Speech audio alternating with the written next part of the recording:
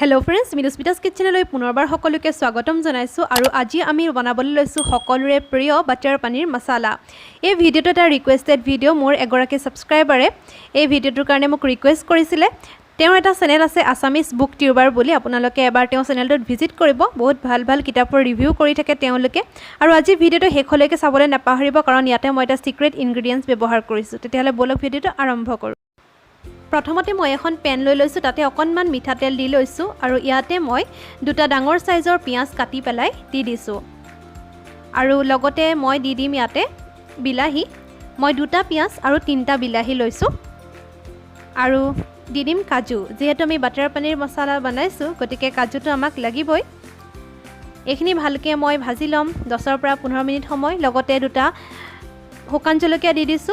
আপোনালোকে জলা যিমান খাই ইমানটো হিচাপত দি লব আৰু লগতে দি দিছো বাটাৰ আৰু এইখিনি মই 10 পৰা 15 মিনিট সময় ভাজি লম।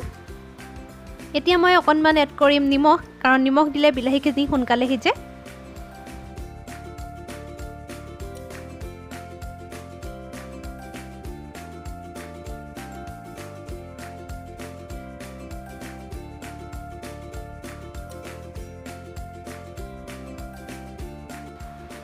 এই আমাৰ 10 মিনিট হৈ গৈছে। বিলাহী আৰু পিয়াজখিনিও অকণমান সিজিবলৈ আৰম্ভ কৰিছে। এতিয়া আমি এইখিনি নমাই থম আৰু ঠাণ্ডা কৰি পেলাই মিক্সিত আমি এটা পেষ্ট বনাই লম।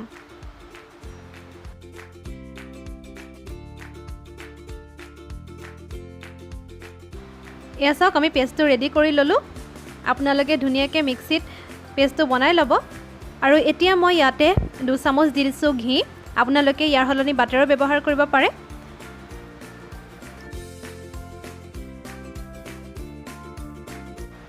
ঘিখিনি গৰম হোৱাত মই ইয়াতে এতিয়া দি দিম দুটা ইলাইচি আৰু লগতে মই দি দিম কাশ্মীৰী ৰেড চিলি পাউডাৰ, গৰম মছলা, হালধি আৰু সোৱাদ অনুসৰি নিমখ আৰু গোটেইখিনি অকমান ভালদৰে মিক্স কৰি লম।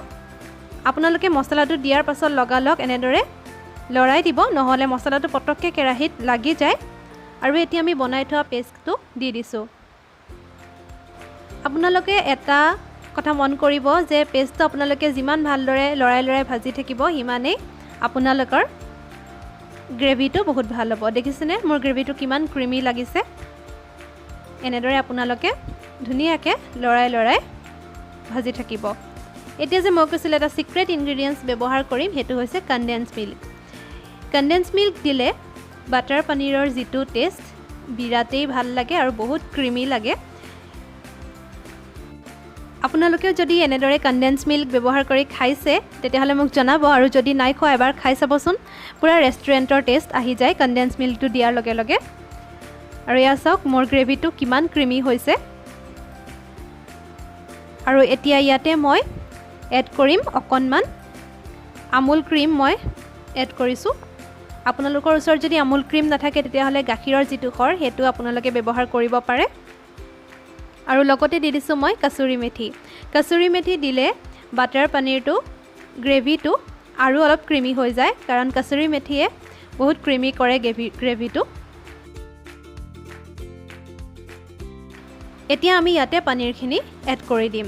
মই পনীৰখিনি ফ্ৰাই কৰি লোৱা নাই যিহেতু বাটাৰ পনীৰ বনালে পনীৰটো এনেদৰেই দিয়া হয়। ফ্ৰাই কৰি ল'লে বাটাৰ পনীৰৰ যিটো টেষ্ট সেইটো নাহিব। যদি আপোনালোকে ইচ্ছা কৰে তেতিয়াহলে ফ্ৰাই কৰি ল'ব পাৰে, কোনো কথা নাই।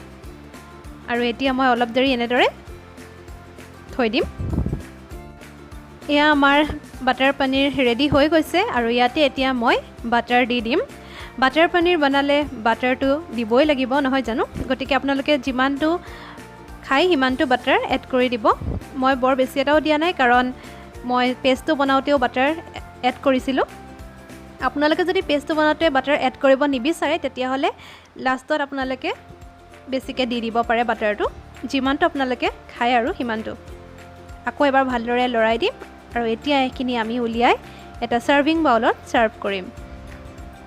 আজি আপোনালোকৰ মোৰ এই ৰেচিপিটো কেনেকুৱা লাগিলে কমেণ্ট কৰি জনাবলৈ নাপাহৰিব আৰু যদি ভাল লাগে এটা লাইক নিশ্চয়কৈ কৰিব বুলি আশা কৰিলোঁ। আৰু যদি চেনেলটো এতিয়ালৈকে সাবস্ক্ৰাইব কৰে তেতিয়াহলে প্লিজ সাবস্ক্ৰাইব কৰি কাষতে থকা বেল আইকনটো প্ৰেছ কৰি ল'ব এনে ধৰণৰ ৰেচিপি ভিডিঅ' পাই থাকিবৰ বাবে। আকৌ এটা নতুন ৰেচিপি এটা লগ পাম। ভিডিঅ'টো চোৱাৰ বাবে ধন্যবাদ।